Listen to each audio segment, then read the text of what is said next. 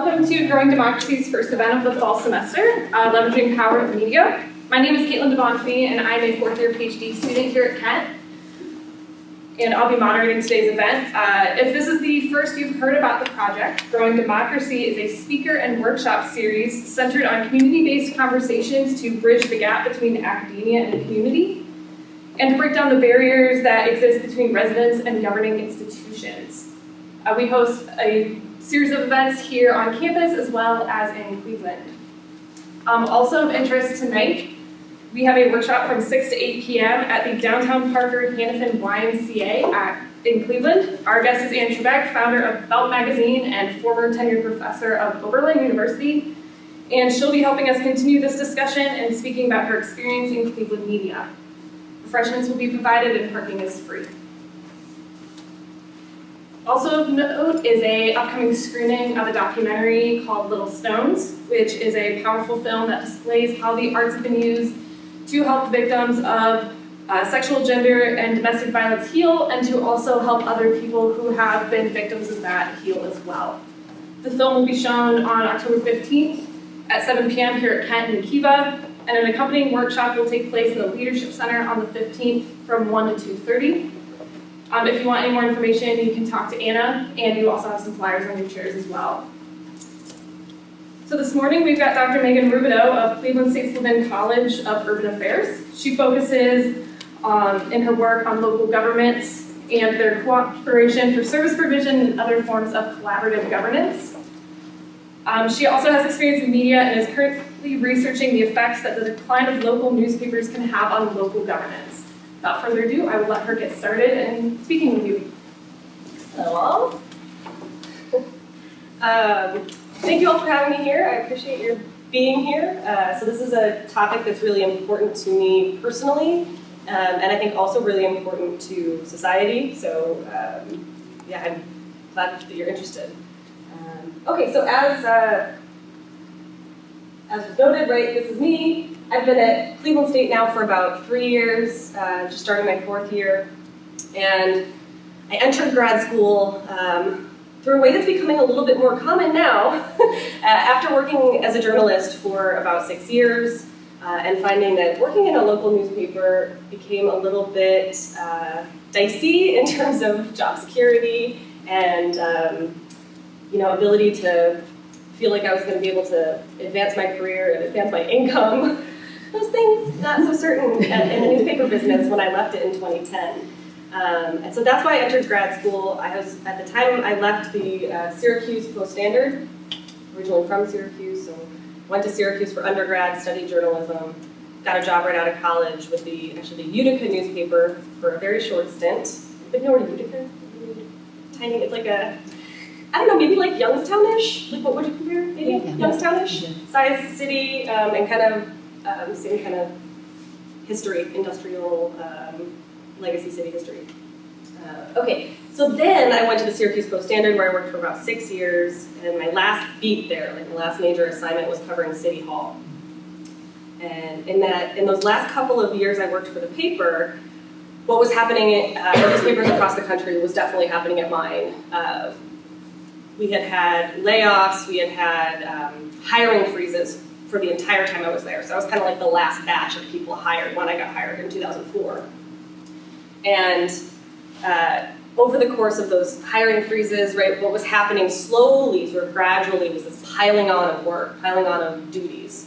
Right? So instead of covering, while we used to have a city hall reporter and a courts reporter and a county government reporter and a West Side municipalities reporter and an East Side municipalities reporter, and a school district reporter, right? All of these were separate people digging into these particular beats. It became this gradual piling on of the bodies we had left in the newsroom, right? So instead of just covering City Hall, I was covering City Hall, county government, school district, and pinch hitting when other people were out on courts or whatever. So I came into being an academic with this sort of concern about how that trend, that the major providers of local information in communities were experiencing this resource shift, right? This decline in resources that was undoubtedly, in my mind, having an effect on the quality and the amount of information available to citizens and other residents of cities and their surrounding areas. Okay, so that is, oops, there we go. So I believe, right, that local newspapers do really important things, but there are some objective realities about what newspapers do.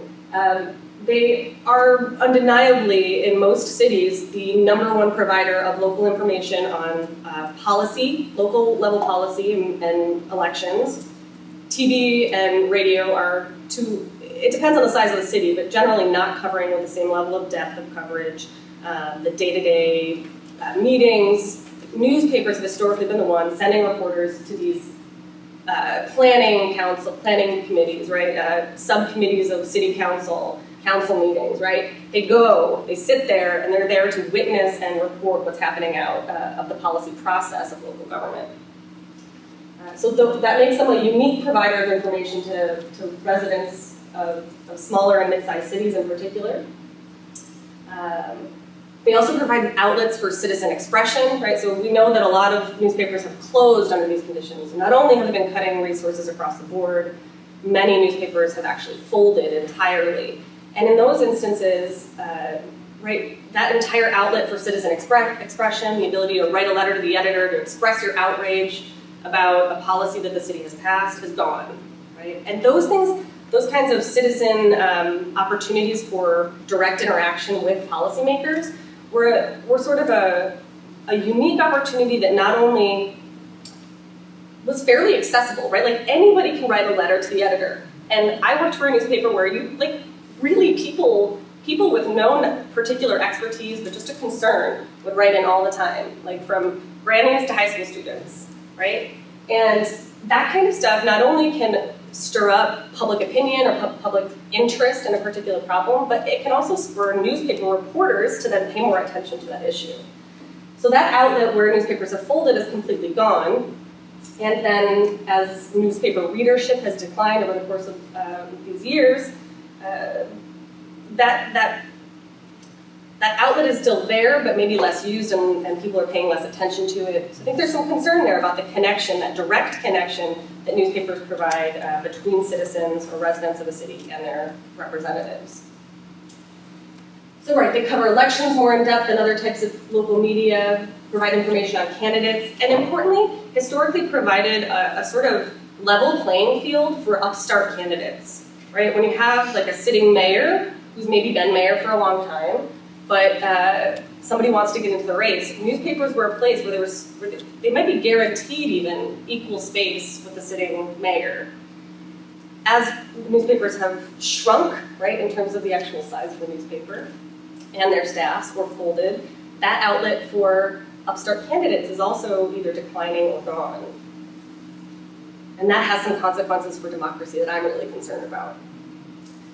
Okay, so I think we got most of this, but employing beat reporters is really important too, and sort of unique to the newspapers in particular as local information providers, right, where you have specialized reporters who dig into a particular topical area or a geographical area, and they really get to know it deeply so that they can find out what are the problems, what are the issues that need a light shined on them. And they develop relationships with people within their beat where they're likely to get tips about things that might not be widely known, right? They know all the people who are involved in, say, city government. They might be more likely to get a whisper tip about a shady contract being passed along to the mayor's friend, right? So these kinds of relationships lead to particular kinds of discoveries, like particular kinds of beneficial discoveries for the public that keep government in check. Okay. That's what local newspapers do, and why I think, why I think they're important, and why objectively, at least at some level, they are important to a functioning society and have been historically. But right, this is a look at what my newsroom used to look like. It's not exactly my newsroom at Syracuse, but most newsrooms look kind of like that back in the day. Just packed cubicles, tons of paper, right? Because everybody just had hanging files, but. right? Open style, people clustered together, working collaboratively often, editors, reporters, copy editors, all kind of packed into a common space, putting out this product. And so that's me and my friend Dylan with two of our editors working on an election night in Syracuse. So we were there not only on election night, but on the days leading up to election, working evenings, working late into the evenings to get a handle on what was going on in the race, to make sure people knew that the race was coming up, to make sure they knew if there was an initiative on the ballot for like a local ordinance change or a change to the local charter, that people knew what that rule change would be and how it would affect them, right? So not only telling them who's on the ballot and what's on the ballot, but helping them understand and translate what that policy or candidate would mean to them. So that was the kind of coverage we were engaged in. This is actually my old newsroom. So my paper did not shut down. They relocated to a small space where it's like sort of, and I think this is the trend, right? It's sort of like mobile base, like this base for mobile reporters where they can come, plug in their laptop, file a story, and go. They don't spend tons of time there often, and they don't necessarily have a dedicated space, right? It's like they don't need to keep their files in a file folder anymore. They have everything they need on their computers anyway. So this base is kind of, I think this is sort of, it's related to, but not directly tied to, the decline in newspapers, right? This is also just part of technological shifts in how we gather information, store it, and share it. We don't need this much space to do the job we used to do. But we also don't have anywhere near the number of people doing that job that we used to have.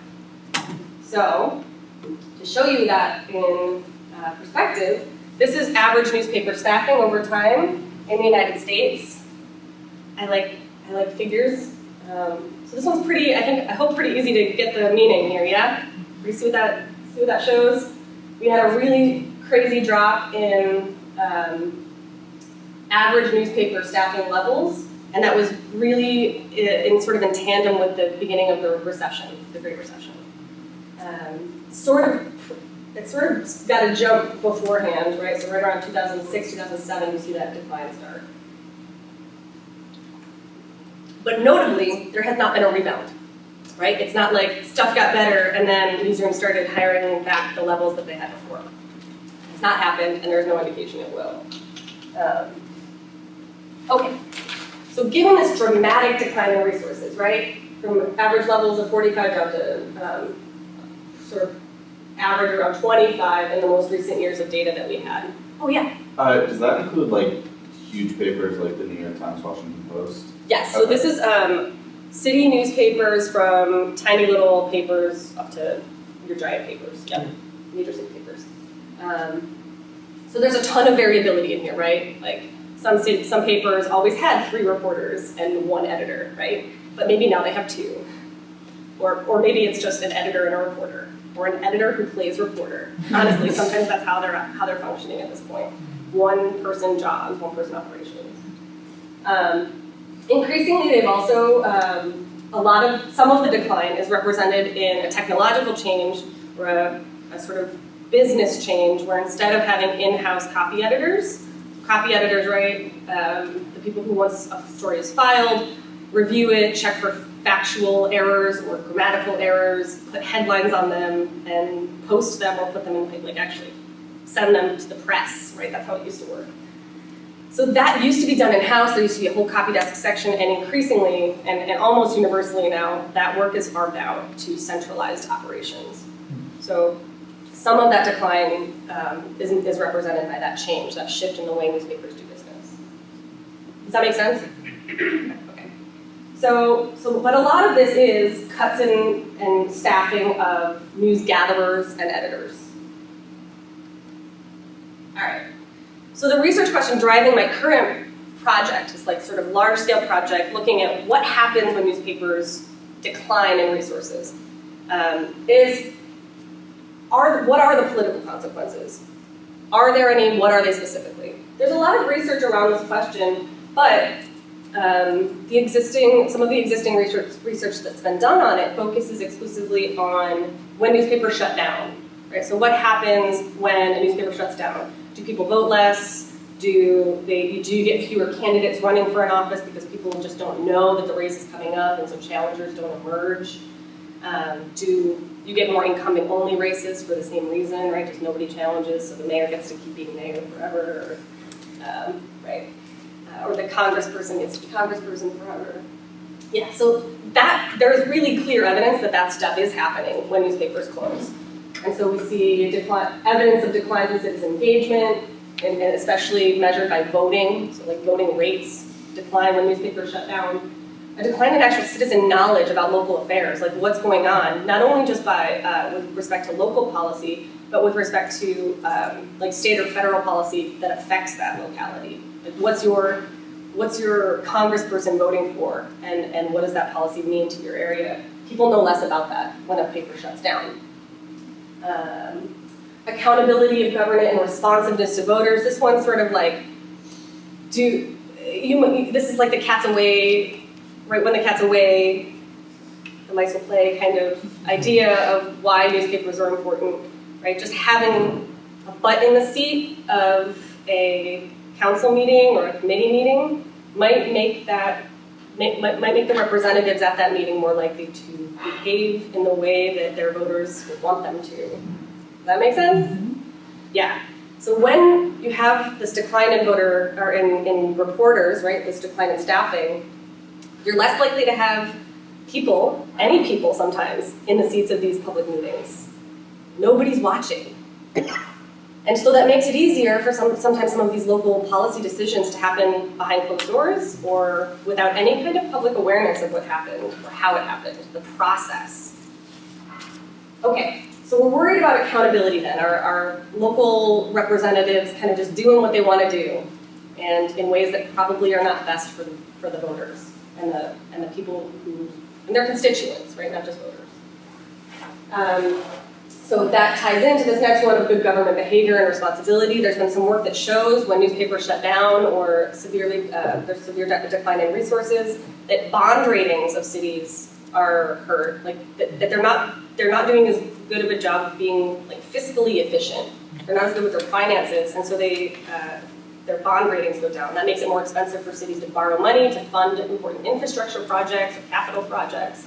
So there's really important consequences to that for taxpayers, right? Not only are they probably not getting the kinds of policies they want under these conditions, but their pocketbooks are hurt too.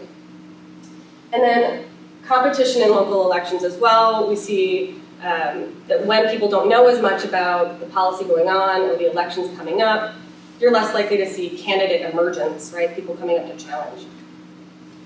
This is sort of a broad brush I'm going to paint, but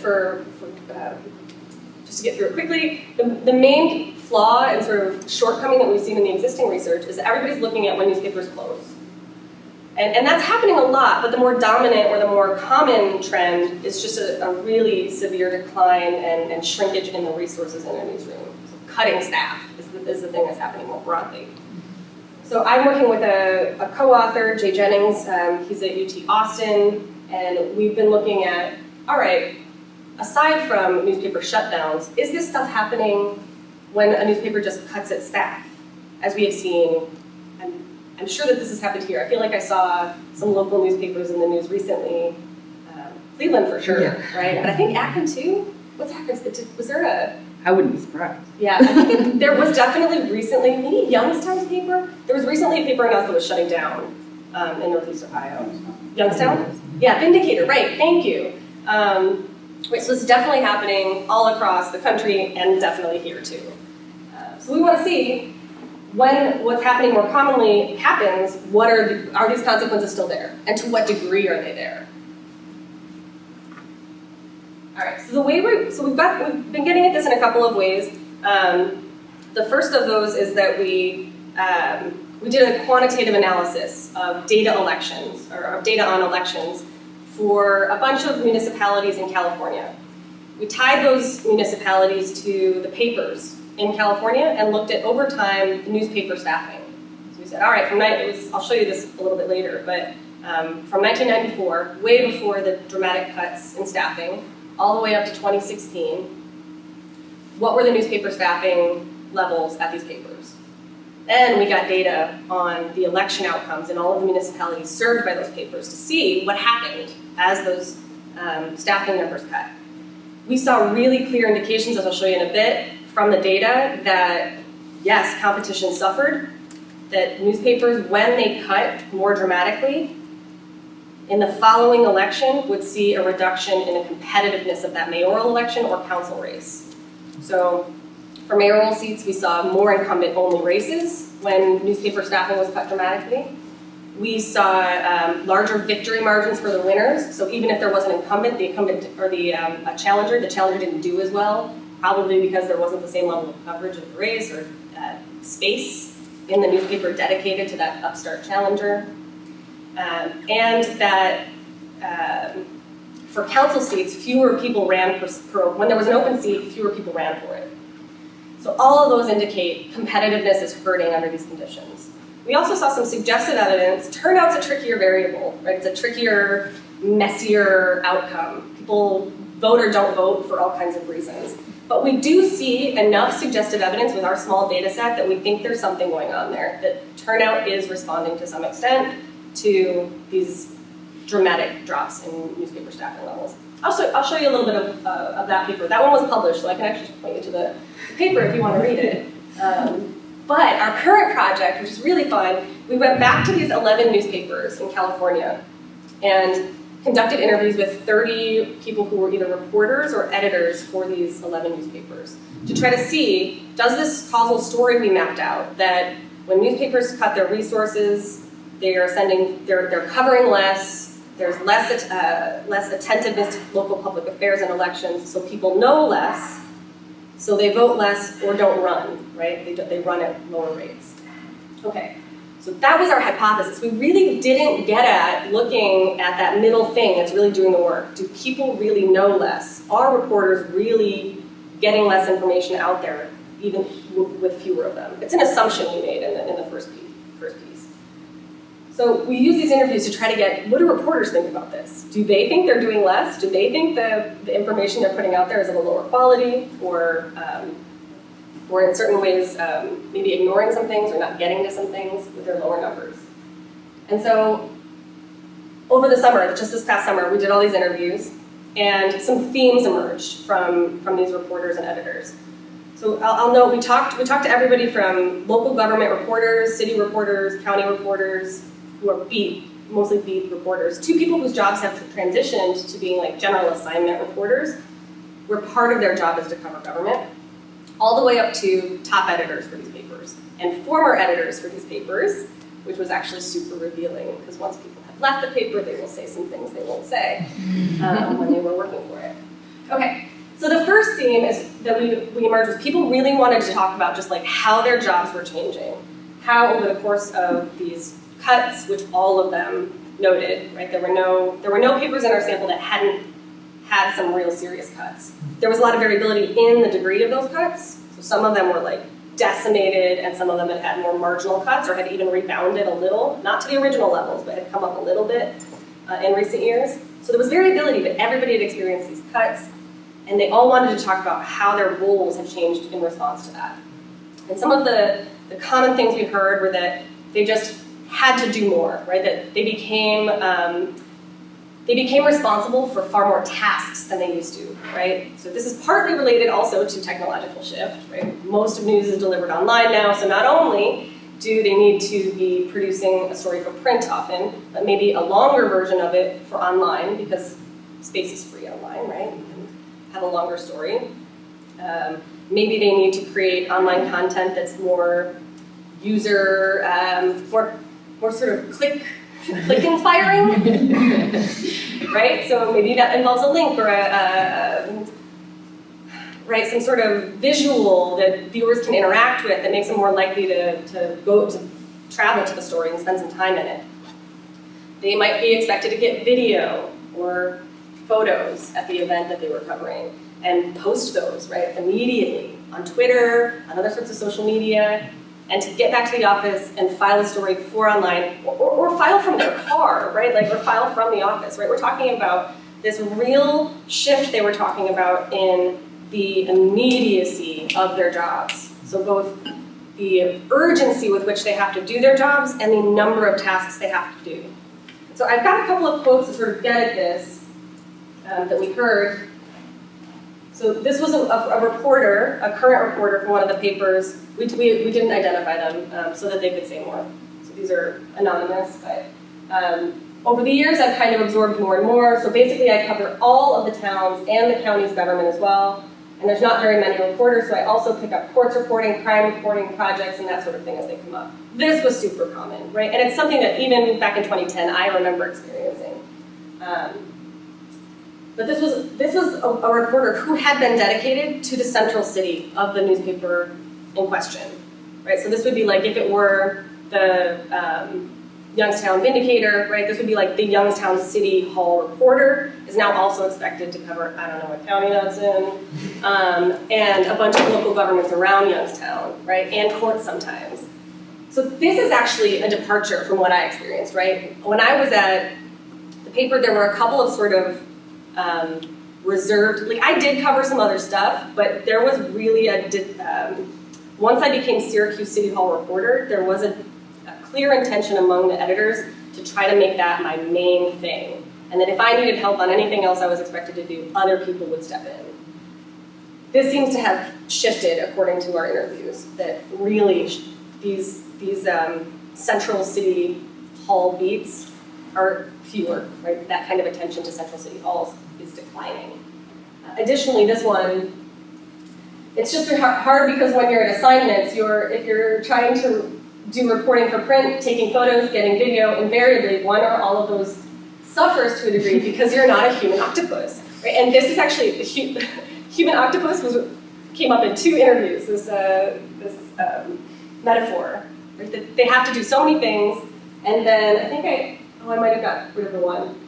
Or I think I have it on another slide, right? Just that they have very little time to move the things that they're producing to delivery, to whatever the delivery mechanism is. Even if it's going for print, now because copy editing and production has been farmed out to off-site places instead of having like a printing press in the building, it has to be filed sooner, right?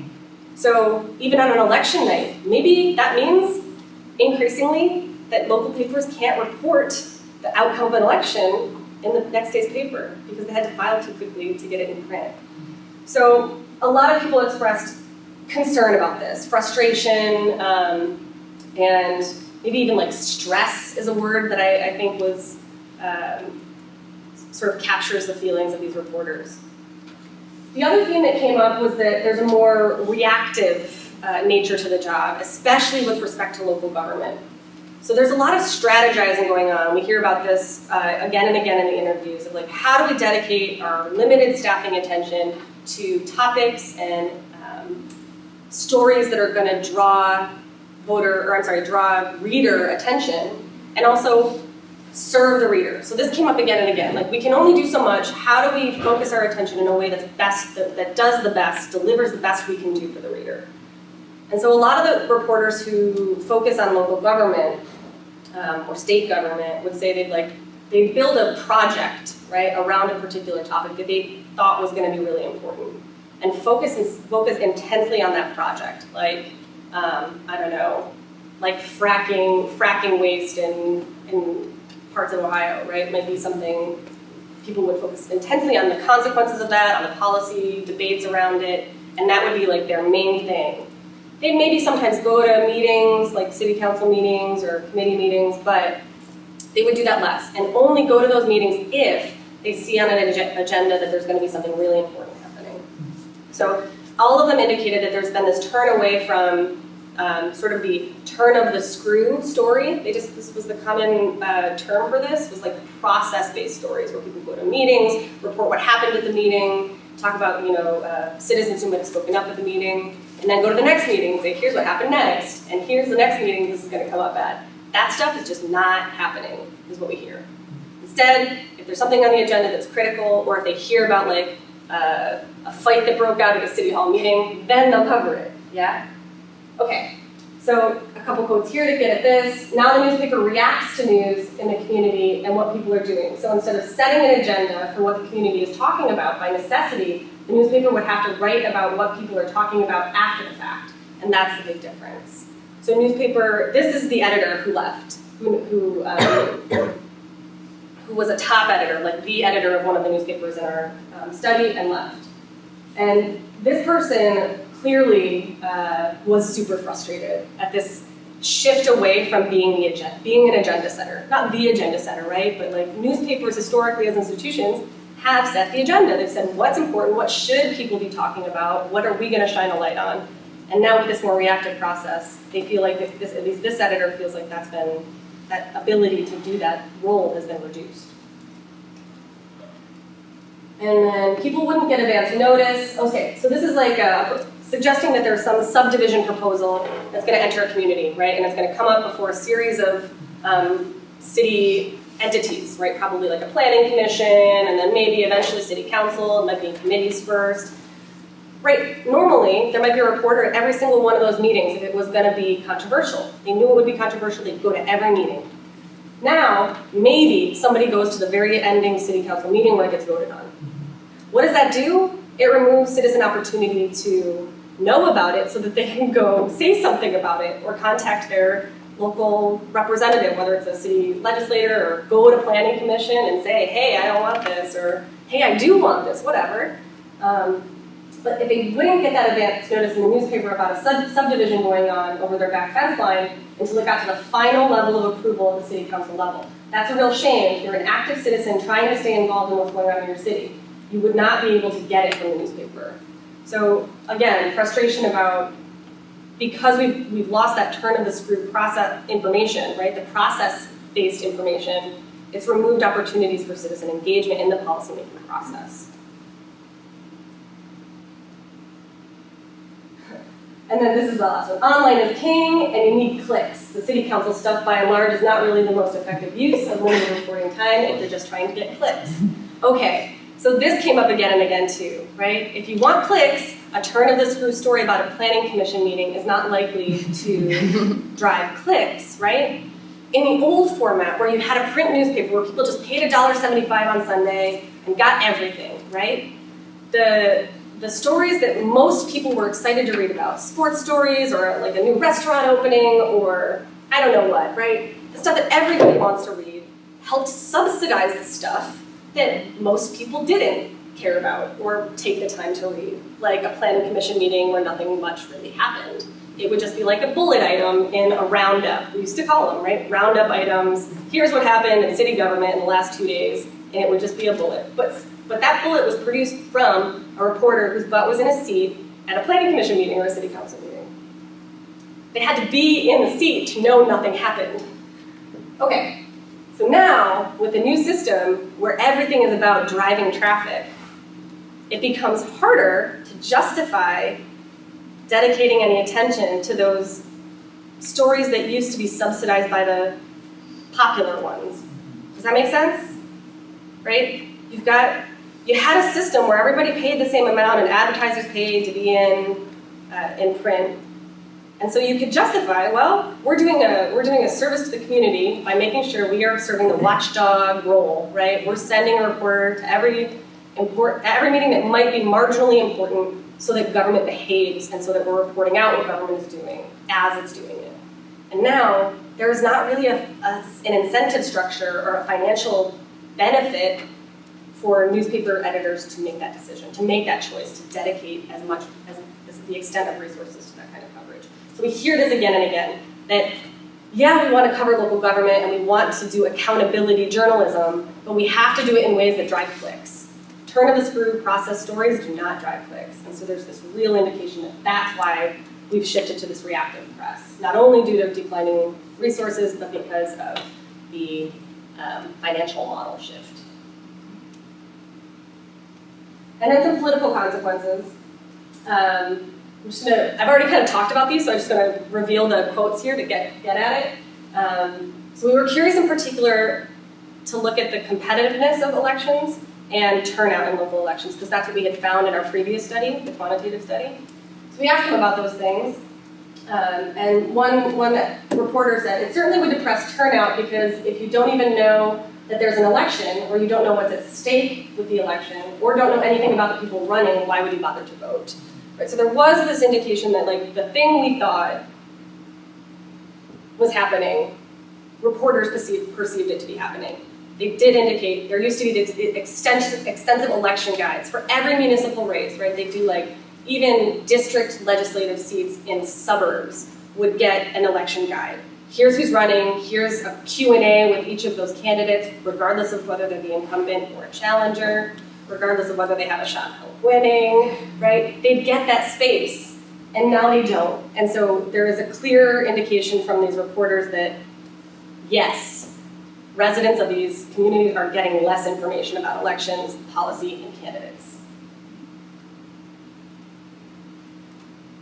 And then this one relates to competition. Like, we asked, so competition didn't really come up. When we asked them broadly, like, what do you think the political consequences of declining newspaper staff are? Political competition didn't come up. Voter turnout came up. This one we had to prod sort of to see, like, if this happened, why do you think it would happen? And this was some of the responses we got. People will always stick with what they're familiar with, what's comfortable, what is working.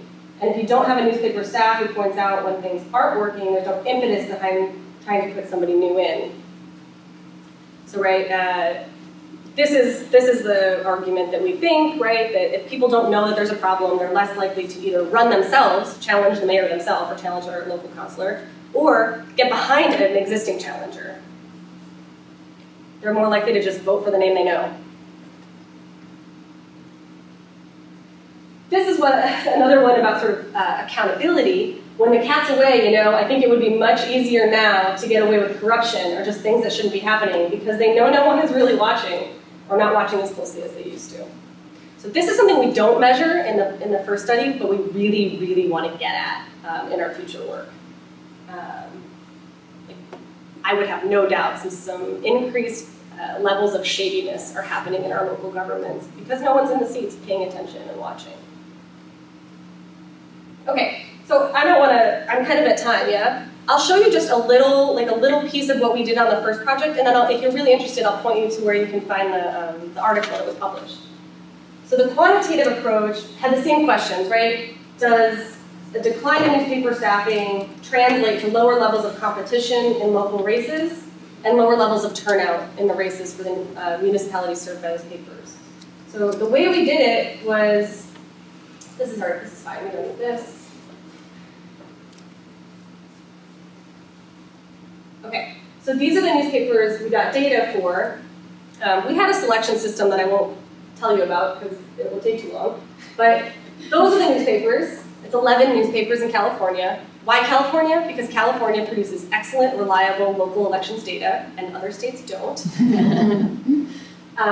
So we had a bunch of mayoral elections. This was, these might be council races. Sorry guys. So we did council races and mayoral races separately. Now this is the mayoral races. We have 46 cities, 11 papers, 246 mayoral elections in our 1994 to 2016 study, right?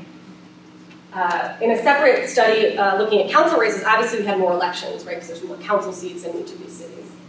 So we wanted to see when you have a directly elected mayor or a popularly elected citywide councilor, what happens to the voter turnout in those races and what happens to measures of competitiveness in those races. And what we saw, first of all, just like similar levels of decline in newspaper staffing that we saw broadly in that first graph were happening at our 11 newspapers, which shows the sort of trajectory of decline in newspaper staffing among these papers. Okay. So this graph is showing you for our council candidates, we see as staffing increases, so this is sort of like what's not happening, right? But when staffing was higher in the olden days, we saw higher levels of candidates per seat in a council race. So more candidates would run for an open seat than would once staffing had declined. So another way to think about this is that newspapers that cut relatively little staff, and so stayed more on this end, maintained higher levels of competition in those council races. Similarly, With turnout, we see, this looks like a positive trajectory, but it's not what you want to see. If you look at this black line, this is the off-year elections, right? So when there's not a gubernatorial election or a presidential election, it inflates turnout. We see some marginal, like this isn't really strong evidence, but we see some suggested evidence that voting rates, the actual turnout rate is higher when staffing levels were higher or when they were reduced less. Okay, so I'm not going to show you a million things, but I'll give you the takeaways. Our results showed that fewer candidates were running for council and mayor seats when we saw deep cuts in staffing. Larger shares of uncontested races for council and mayor occurred under those same conditions of dramatic decline in staffing. That when staffing declined more, there were larger victory margins for the winners. So they won by more. Maybe they had challengers, but they weren't as successful. And then lower turnout in mayoral races. We see some suggestive evidence for that. And then I just want to end up with the very last piece of our interview project was sort of like well, what do we do, right? Like, we all want these things to not happen to local democracy. We all know newspapers are important, and we want these roles to be filled, right? We want government to be accountable. We want people to be engaged in their government. We want people to know what's going on in their communities. So some of the things that came up was, well, there was sort of a thread of pessimism, like, we're not just going to get a rebound in staffing. It's not going to happen. But there was sort of a positive flip side to that, that the newspapers are being really strategic and creative in how they spend their time. One reporter said that, like, she's learning as she's doing this, like, that it's that this is a process and that she's getting better at not missing things. She's learned how to use her time more effectively so that she'll, like, California calls it something different, but she'll FOIA stuff, right? She'll, like, put out a request for public information to a state agency or a city office while she knows there's a little bit of downtime. So she's learning the sort of lulls in policy activity and election activity and using that time to be a watchdog. So there was some optimism that as reporters get better at this, they'll be able to catch more stuff, to miss less. And then someone indicated that people still want accountability, and that when it's lacking, bad stuff will happen. Bond ratings will go down, corruption will occur, people's pocketbooks will be hurt, their interests will not be sufficiently reflected in policy, and so that eventually there might be a rebound in demand, and maybe that would drive subscriptions. And there was some indication in this one paper that actually people were subscribing at higher rates when they indicated they were concerned about government accountability. Maybe a little shadow of hope there. And then also we saw this thread about the idea of incorporating foundation-funded positions or foundation-funded operations, like non-prof, grant funding, to say, we see that, and some of the newspapers that actually had it, where you lost your education reporter, but we're a foundation in the region and we think that's really important, so we're gonna fund you to hire an education reporter for 2 years, whatever, something like that. And then these independent startups came up a lot. They tend to be really city-specific. So one that came up for California is something called Berkeley Side, if you're curious. I don't know if I put the link in here. No, I didn't. But Berkeley Side is like a startup, independent news startup founded by former reporters, like longtime award-winning reporters who now just like slay covering Berkeley. They are at every meeting, they are doing every single turn of the screw. They have dedicated staff reporters, but also consultant reporters or contract reporters who are doing things that they care about, and so they go, probably for not that much compensation. And they're reporting the heck out of it. Now there were some things that came up about whether that's the answer, right? People were saying that's not a silver bullet. And where are these things most likely to occur? Well, Berkeley is not an everywhere city, right? There's a certain level of affluence, levels of education in that town that might predict why you see this upstart there, and why you wouldn't see it in a place like Youngstown when the Vindicator closes. Yeah? So lots of concern about where we go from here, but some optimism around ongoing strategizing and innovation that hopefully will bring about more attention to local policy and politics. That's it.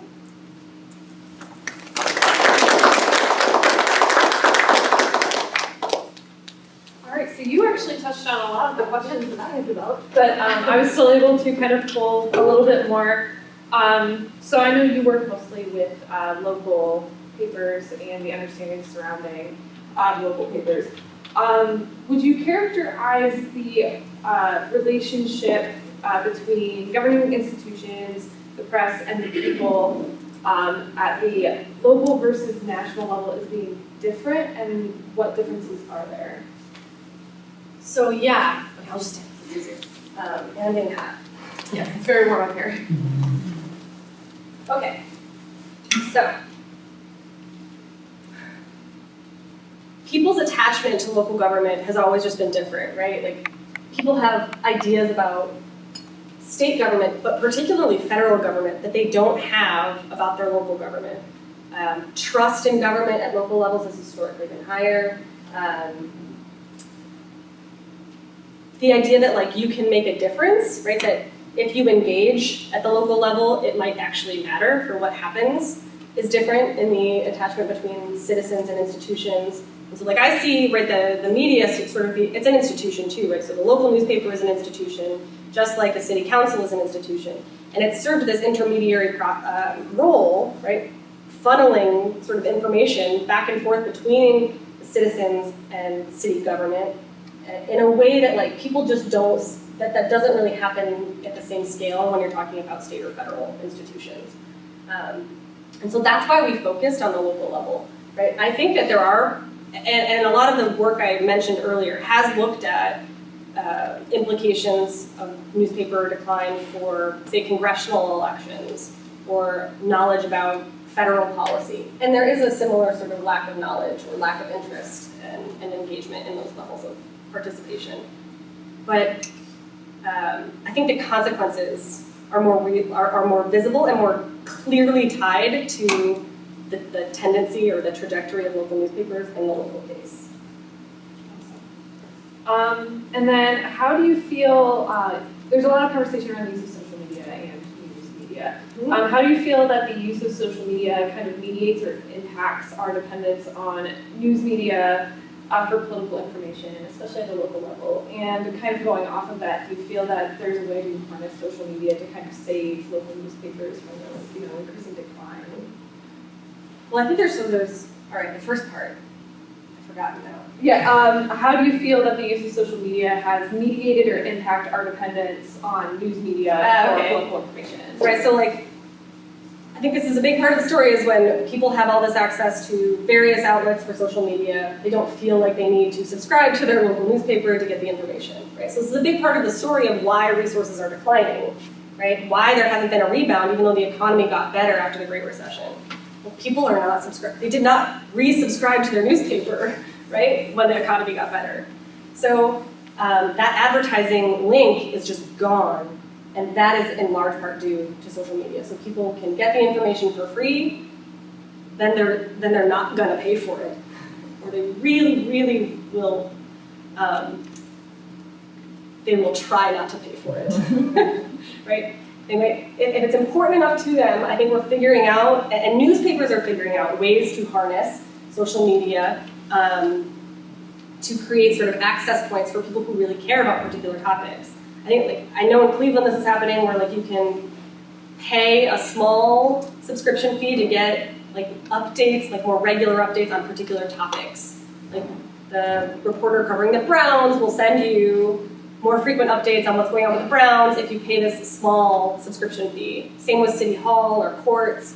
If you're curious about a particular thing, you can sign up for these subscription-based things. So I mean, maybe there's some hope here for newspaper and news outlets, which are sort of more becoming, right, to use those social media opportunities to get creative about how they get their revenue. And then I work a lot in political communications and news coverage of political events. And I find in my work, at least in terms of how academics perceive things, there's this notion that local coverage doesn't matter as much.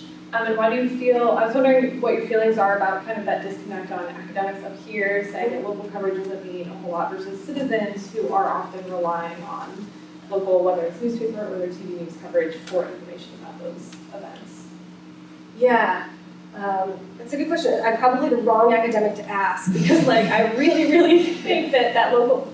Right. I get your point, though, right? The academics do tend to have historically focused this question on national scale outcomes, or maybe to some extent state outcomes. Like there was a study looking at decline in state house reporters, right? So fewer city papers are sending state house reporters to like Columbus or Albany or whatever to keep tabs on what their state legislators are doing. So there has been this attachment or this early sort of focus on that higher level of governance. When it's very clear to me and my co-author that actually all of the most tangible, real-life, day-to-day effects of this decline are occurring at the local government level. Also, that is where nobody else is watching, right? At a state house, at least somebody is in all of those meetings. They haven't lost all coverage. And, public radio covers state houses and major cities. And Congress and the Supreme Court, and right, these institutions get coverage by major outlets that have not had the same level of decline, or are even rebounding now to pre-recession levels because they have figured out financially how to survive and exist in this new media world. And that has not happened at the local level, and I think that is because no one is watching. That's the greatest opportunity for failing our society. Those were really the main points I had. Now we'd like to open it up to the room to see if any of you had any questions concerning this topic. Any questions? So I've lived in 2 suburban areas now that ran volunteer print newspapers. Mm-hmm. And they actually drive out and distribute them to people's homes. Mm-hmm. Now, they've both been very affluent. Yeah. And which, of course, right, means that you can have volunteer reporters that just give freely of their time. And these are well-educated people that have the means to travel to different places and talk about different issues. But so what does that mean for the topics that are covered? Because they're not probably getting assigned stories. They probably get a lot of freedom to decide what they want to cover, right? And what does that mean for knowledge of these communities that are already affluent, that are already more likely to have high levels of knowledge and understanding of government relative to communities that are less affluent and don't have access to that? Yeah, I have a real concern, and one of the extensions of this project that we want to do is an investigation of these independent news organizations. And I think that there is I don't want to say anything negative about people volunteering their time to do this work, right? It's like, yeah, that is valuable work that you're providing to your community. And so it's hard to be mad about that, but the fact that that's occurring disproportionately, and honestly, to my knowledge, exclusively in more affluent, well-to-do, well-educated communities, I think means that if we think of that as the future of local information provision and democratic connection to residents, it's going to exacerbate existing equity issues, right? Communities that are already not being served are not going to get those startups. They're not going to get coverage. No one's going to look in, meaning that in those communities, probably accountability, government performance, and efficiency will decline in ways that it won't in Shaker or wherever this happens, right? Hudson. Shocker. Right? Or Berkeley, right? Yeah. Yeah, if somebody's paying attention, stuff's gonna stay, government is gonna stay responsive and accountable and efficient, and people will get voted out when they're not doing their job in Hudson. And not in, I don't know what the equivalent of the opposite community would be around here. Bedford. Okay, Bedford, okay. So I have an interesting extension. So a lot of my work is in Michigan, and focuses on cities in Michigan, Flint, Detroit being 2 of them, and seeing a lot of decline in reporting, Flint in particular. And there are some little startups, many of them driven by foundation funding, which itself comes with a lot of baggage in that specific area. But interestingly, one of the things, as you were talking that I thought was really fascinating is the ACLU of Michigan hired an investigative journalist to cover Flint and Detroit, and became the news source watchdog, which I think adds this really interesting dynamic in terms of either where funding is coming from and who's driving the kind of the decision making about what they cover. Right. And that to me is really fascinating. Fascinating, and in some cases maybe like, depending on your politics, like Yeah. hurrah, and in other cases, oh no. Yeah, exactly. Yeah, so I think there's like, it's a dicey proposition to think that foundation funding of journalism is a silver bullet either, right? So if it's funded by an outfit, an interest group with a partisan leaning or an interest, as they all have, right? Then how is the coverage going to be different or prioritized differently or presented differently than it would have been if it was by a newspaper, which historically, or an independent news organization that has had to build its reputation over time as an independent purveyor of information, right? Where people from various walks of life and political leanings and ideological bents trust, at least to some extent, that provider to present information in a relatively unbiased way. And that theme has come up in our interviews again and again when this foundation funding or independent startup question comes up. It's like, but we're the one with the name. We're the one historically people have come to for information. People see an ACLU funded story. Who's likely to read that or not? Who's likely to take that information on its face and who not? Versus if they read it in the San Francisco Chronicle or whatever. Yeah. Mm-hmm. So I don't have a question, I just have like an interesting point that you brought up earlier about like shadiness and like secrecy within local government. So I actually have an internship within local government, and particularly at our council meetings, we have like a group of residents that always comes in and specifically like kind of blast the council people about how there's like no transparency within like government and the citizens, and like I have noticed a little bit of like shadiness that has gone behind the scenes, but we really don't have like a reporter that comes in, and if they do, it's usually like by the end of like the committee meetings and when council's like voting on legislation, and they only like pretty much get like who votes for what.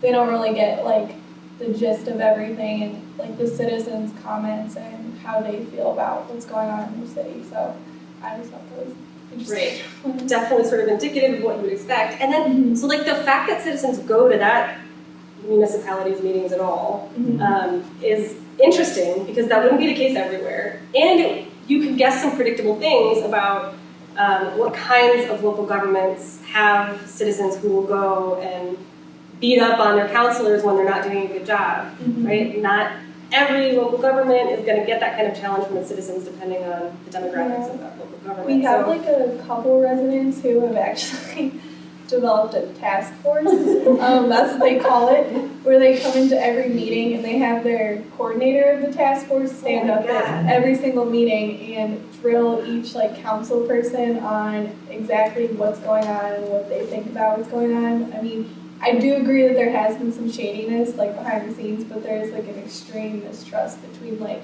the city's particular citizens and their government. So right, just because here's a community where I think like if there was an opportunity to pay a little for a professional reporter to go be the bully for them, or not the bully, right, the watchdog for them. Yeah. Well, I was going through like literally 60 years worth of the city's minutes for their council meetings, and I noticed like particularly like even in the 80s and 90s, like before the Great Recession happened, we'd have at least like 3 reporters from different, it was like a county reporter and a local reporter and then a different city reporter, because they have to list which media representatives are there.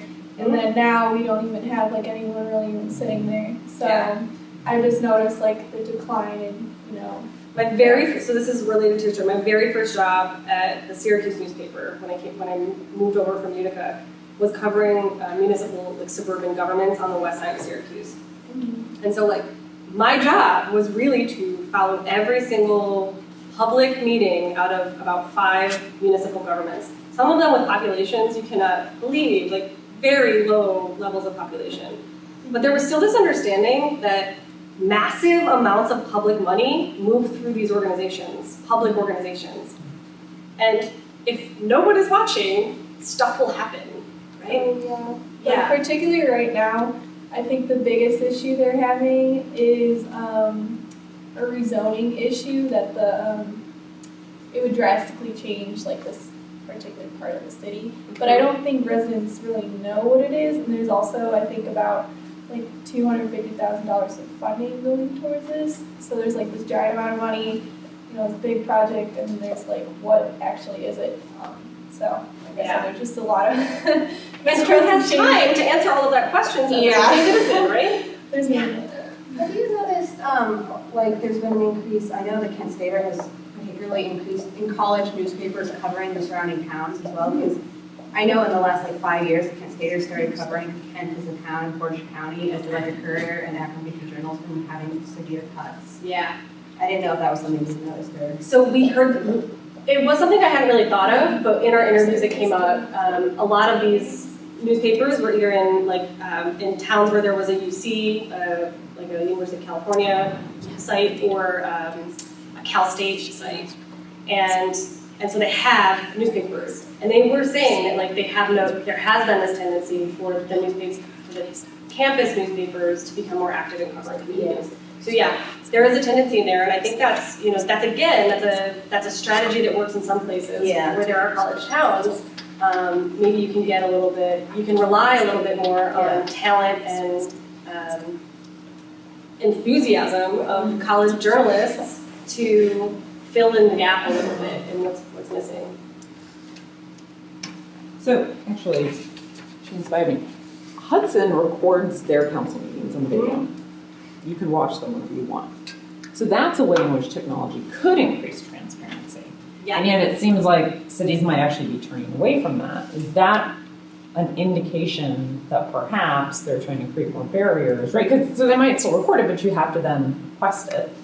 But who's going to know that, and how are you going to get it? Yeah, and The some lag cities is do a like. long time sometimes to get it posted. Sometimes there's a big Yeah. lag between when something's recorded and when When it it's becomes available. For sure. So actually with our last council meeting, I was telling her we stopped broadcasting our council meetings on local television probably like 5 years ago. So they just voice record them. And you can request that, but actually with our last meeting, the voice recorder stopped recording at one point. So there's like an entire section of the meeting that's missing. So that has to go back to like the access of information is not available like it used to be. I wish they would still broadcast them for people to watch, but they did away with that probably like 5 years ago. And like, why would they do away with that? I mean, I don't know. They used to. and when there is a visual, verbal record, right?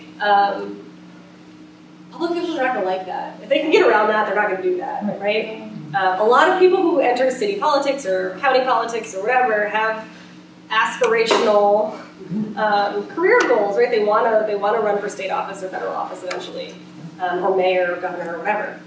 So having that kind of detailed record of their comments and actions and facial expressions is probably not ideal for them. And I get that, right? I get why they don't want it. Sure.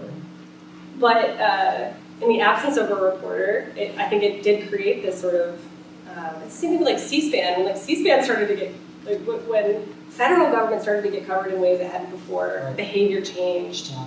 And actually, I don't know how much I love some of the implications of that. That like, if they're watched at that level, maybe they find sneakier ways to say the stuff that they would have said publicly before if it wasn't reported. Do you know what I mean? So I don't know how I feel about the promise of that technological possibility.